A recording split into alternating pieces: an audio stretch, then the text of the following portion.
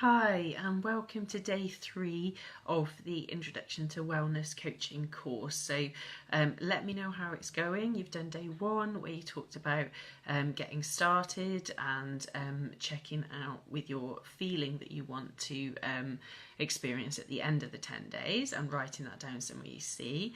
And then on day 2 we talked about how difficult it can be to get started and why that is and how your dinosaur can roar. So day 3, what I want to start talking about is the different areas of your wellness. So wellness coaching is an approach that doesn't just focus on one area of your life and try and sort that out, because that doesn't work.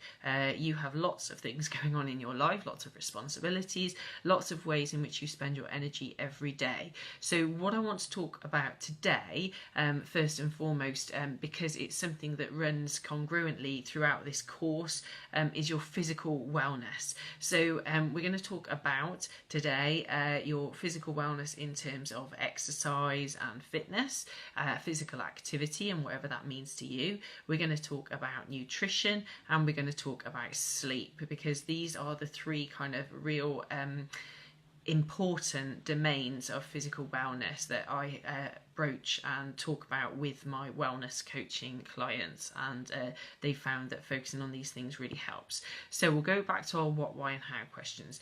So what's the issue around physical wellness? What is it that you're finding difficult? Have a think about that.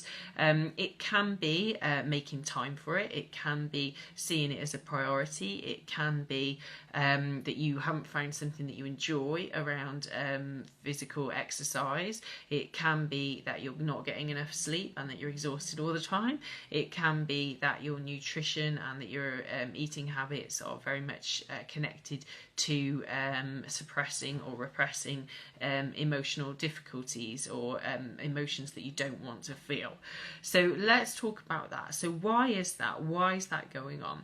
So in terms of making physical wellness a priority, what I would really like you to do is think about what are other priorities you have in your life. What's important to you? What matters? And why do you think this needs to matter to you? What is it? And you might want to journal about this, write it down, take some notes. Why is it that you want to make changes to your physical wellness? Often I think we're driven by negative emotions in terms of self-loathing, self-doubt, images that are unobtainable from the internet, from media, from other people, celebrities, that we think we need to look like them, be like them, have lives like them because they have perfect lives. Now, what I'd like to say is that I've lost 3.5 stone since October last year. That was October 2017. I started working more on my physical wellness and focusing on that. And what I've learned along the way of that journey is that you take yourself with you.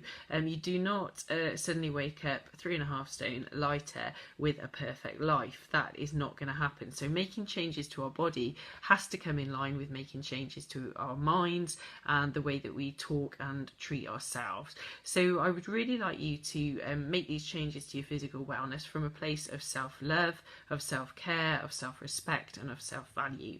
So if you value something, you will make time for it and you will make it fit in with your day.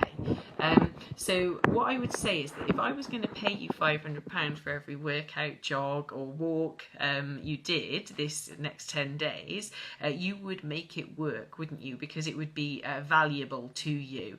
So in terms of the benefits of physical exercise, you will be protecting yourself against a range of physical ailments, diseases, chronic conditions. You will also be protecting your mental health from difficulties you can experience in that area and really inputting positively into your mental health. You'll be making yourself productive. You'll be helping yourself in terms of your relationships.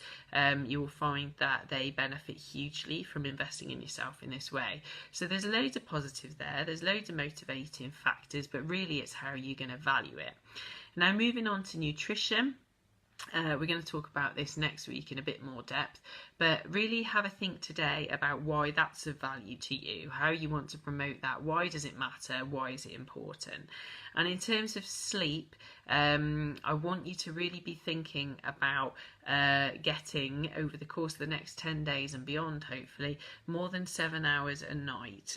Definitely more than 7 hours a night. Anything under 7 hours a night for more than 3 nights in a row is moving into chronic sleep deprivation, and that's a huge issue for your mental, your physical, your emotional health. I completely understand, and I have experienced having newborns or young children and how they wake you up at night, but as much as it depends on you, have a think about changes you can make that would support your sleep in the next 10 days of this course, and while you're really focusing on your wellness in this new way. So that's physical wellness for today. In terms of the how, we've got some actions. How we're going to make these changes is you are going to go away and really think about what your priorities are, and whether you need to reprioritize and reflect in terms of your physical self, your nutrition, your sleep. So those 3 areas for today: why are they important, why do they matter, and what might you need to do to prioritize them more and give yourself value today. So please have a think about that, and let's move on to day 4. Thanks, bye.